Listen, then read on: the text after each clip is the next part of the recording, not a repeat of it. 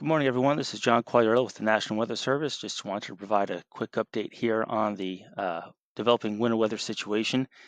Here's a look at the latest radar imagery with surface temperatures overlaid.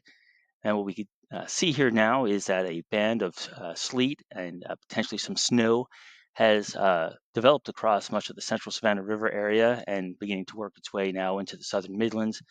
We've already been receiving quite a few reports of sleet, which is beginning to accumulate on surfaces. And then just out to the west, across parts of central Georgia, there's also some reports of uh, some moderate snow developing out that way. This has developed a little bit earlier and a little bit more intense than we were earlier anticipating.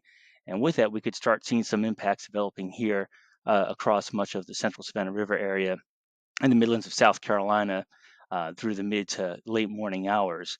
Overall impact should still remain minimal, but certainly any kind of ice or snow on roadways or sidewalks could make travel and even walking very difficult. So we just want to be prepared for that. As you can see here, the temperatures are hovering just around freezing. So any slight change in temperatures could have a big impact on the precipitation type that we do see. However, what we are expecting as the morning goes on, the span to lift to the east northeast very gradually.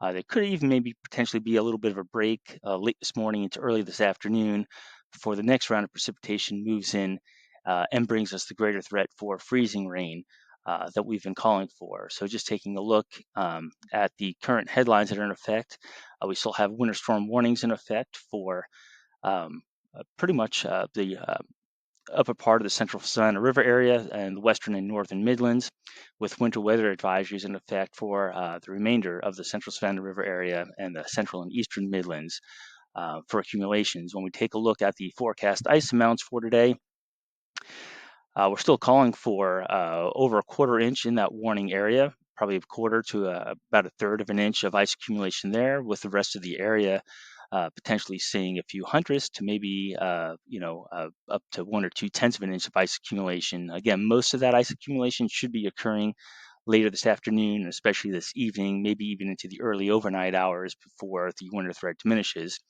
But again, we really wanted to stress that right now we are seeing some areas of sleet, potentially even turning to snow here this morning, which could make for some difficult travel in some areas. So please be cautious, and we'll continue to provide updates throughout the day. Thank you.